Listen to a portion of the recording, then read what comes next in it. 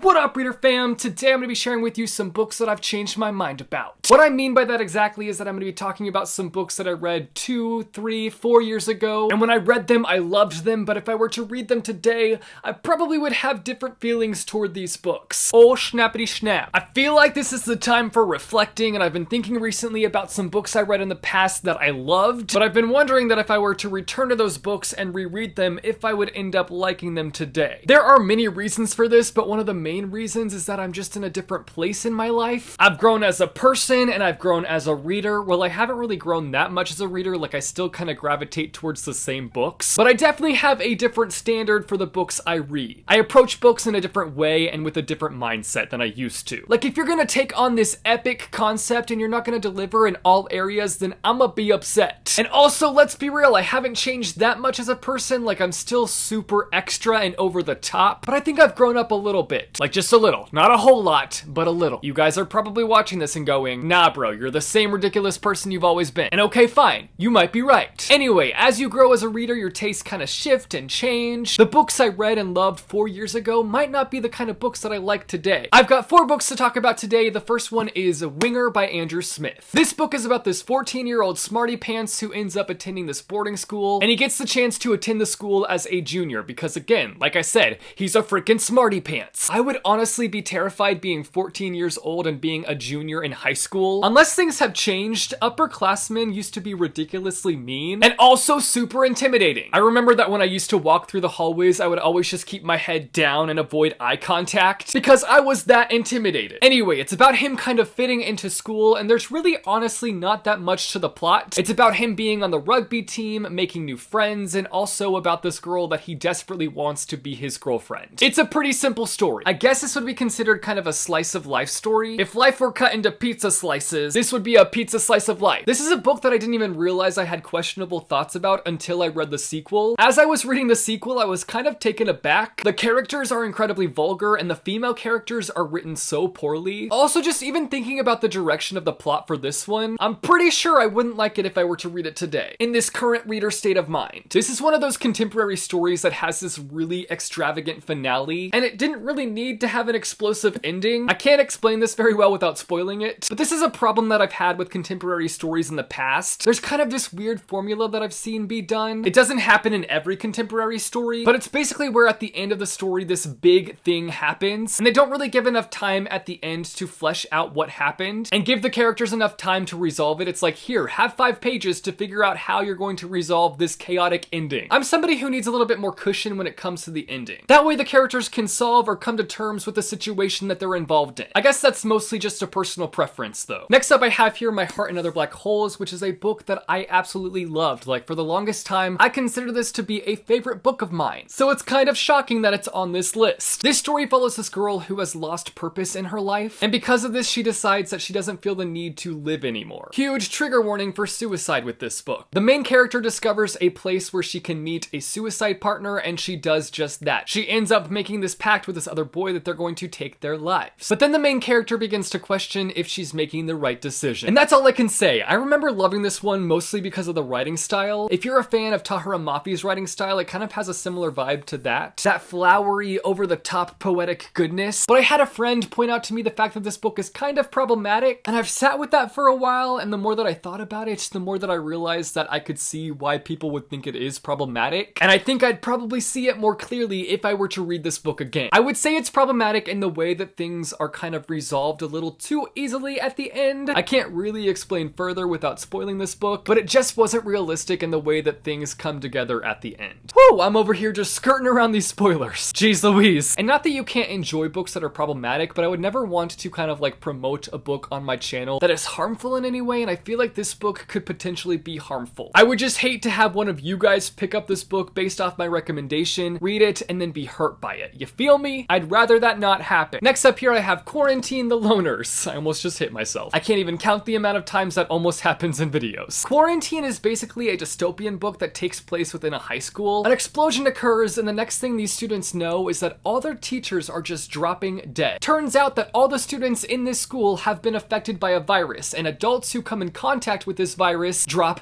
dead. Talk about tragic. So they've been quarantined within this high school, and within the school all these different gangs have formed, and everyone everyone is just doing their best to survive and to fend for themselves. This was one of the first books I read when I started my channel, and I remember liking it a lot, but looking back on this book, I feel like the plot is just really random. The story itself is just kind of all over the place, and also there were just so many side characters. Not that it's bad to have a lot of side characters, but it was hard to feel like you got to know everyone well enough to care for them. Also, the concept is good in theory, but I think it's one where it's kind of difficult to suspend your disbelief. It's just one that's hard to believe, like a dystopian taking place in a high school. I mean, I guess that's not that wild of a concept. Now that I think about it, I could actually see an uprising taking place at a high school. No more homework! And lastly, I have here The Forsaken. I remember distinctly when this book came out that everyone was obsessed with this book cover. To be honest, I'm still quite obsessed with it. This is a dystopian story about this girl who is shipped off to this island called the Wheel, and this island is inhabited with criminals. Our main girl doesn't really know why she's being shipped off to this island. She's like, what the heck? I did nothing wrong, but she doesn't have a choice. She's just gotta go with it. Life expectancy on this island is 2 years, but her and these criminals decide that they're not just gonna sit there on the island, they're gonna get going. They're gonna get off the island. They're gonna get the heck out of there. The thing that I feel like would make me give this book a big ol' nope if I were to read it today is the romance. I remember back when I first read it that the romance was something that I was kind of iffy about. I remember it being just so unnecessary. Knowing the reader I am today and how I'm kind of overly critical on romance in YA books, I get annoyed with romance when there's no chemistry between the characters or when there's no development with the romance. I'd probably end up really annoyed with this book. I also feel like going back into this book, I would pick up on a lot of tropes, and that would probably turn me off as well. But back in the day, I used to devour so many dystopian books, like I was on a dystopian high. The Hunger Games was a starting point for that, and I just wanted to read all the dystopian books. So those are some books that I feel like if I were to read today, I probably wouldn't end up enjoying them. So I'm more than likely going to avoid rereading these books because I don't want my good memories of reading these books to be tainted at all. Hard pass. I find videos like this really fascinating because it's proof that it can take a really long time for a book to fully sink in. Like, you could read a book and have those initial feelings but not know how you really feel about it till 2 or 4 years later. You guys should let me know down below in the comments if there are any books that you feel this same way about. Like, you loved the book when you first read it, but the more time that you spent away from it, you see more issues with that book. Let me know down below in the comments. If you like this video, be sure to give it a big thumbs up. I post videos frequently on this channel, so if you want to see more bookish content from me, be sure to go and hit subscribe or go and hit that bell icon and you'll be notified every time I post new videos. As always, thanks for watching, guys, and I will see you soon with a new video.